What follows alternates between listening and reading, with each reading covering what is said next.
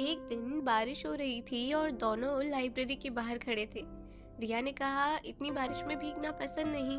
आदित्य ने हल्की सी मुस्कान के साथ कहा, तुम्हारे साथ शायद मजा आए। रिया ने आंखें उठाकर उसे देखा। उसकी हार्ट बीट्स बढ़ गई थी। कुछ महीने बाद रिया अपने छोटे भाई को पढ़ा रही थी और अपने काम और घर की रिस्पॉन्सिबिलिटीज के कारण बहुत ज्यादा थक गई थी। इसी वजह से वो सीढ़ियों से उतरते वक्त गिरते हुए उसके हाथ में चोट लग गई। आदित्य तुरंत वहां पहुंचा। उसने रिया को उठाया और उसकी चोट को देखा। तुम्हारे साथ कुछ भी हुआ हो मैं नहीं देख सकता रिया। रिया की आंखों में आंसू थे।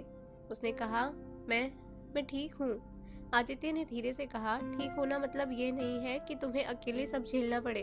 मैं हूं ना। उस दिन रिया ने पहली बार महसूस किया कि आदित्य सिर्फ उसका दोस्त नहीं बल्कि उसका सहारा भी है। कुछ हफ्तों बाद आदित्य ने रिया के दोस्तों के सामने मजाक किया और रिया को लगा कि उसने उसके फीलिंग्स का मजाक बनाया है। तुमने कभी मेरी बात नहीं समझी, रिया चिल्लाई। मैंने हमेशा तुम्हारा ख्याल रखा है, आदित्य ने जवाब दिया। पर रिया ने उसकी तरफ देखा ही नहीं और वो वहां से चली गई। ये छोटा झगड़ा उनके प्यार में पहली चुनौती बन गया।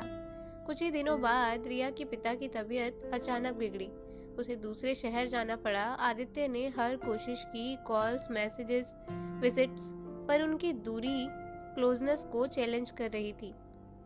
रिया नए शहर में अकेली थी। एक दिन उसने अपनी गलती से ऑफिस में रिपोर्ट खो दी। वो बैठकर रो रही थी। तभी आदित्य ने फोन पर कहा, तुम चिंता मत करो, बस ये रिपोर्ट है, तुम्हारी मेहनत और इरादों से बड़ी नहीं है। रिया ने अपने दिल में महसूस किया कि वो हमेशा उसके साथ होता है। एक दिन आदित्य की पुरानी दोस्त नेहा ने मैनिपुलेट किया कि रिया ने उसे धोखा दिया है। आदित्य कंफ्यूज्ड हो गया।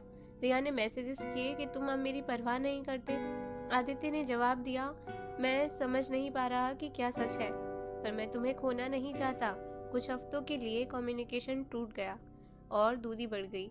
एक दिन रिया के ऑफिस के सामने बड़ा ट्रैफिक एक्सीडेंट हो गया था। रिया वहीं फंसी हुई थी।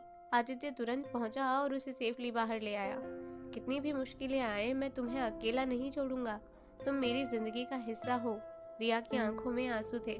उसने कहा, मैं भी यही चाहती थी, बस डर था, लेकिन अब नहीं है। तुम जो साथ हो मेरे। इस हादसे ने उनके दिलों की सारी मिसअंडरस्टैंडिंग मिटा दी। बारिश की एक सुबह दोनों हाथ में हाथ डाले गली की छोटी सी दुकान पर चाय पी रहे थे। आदित्य ने कहा, हमने कुछ खोया पर सब कुछ पाया भी। रिया मुस्कुराई और बोली, हमारा प्यार अब सिर्फ याद नहीं, हमारी ताकत बन चुका है।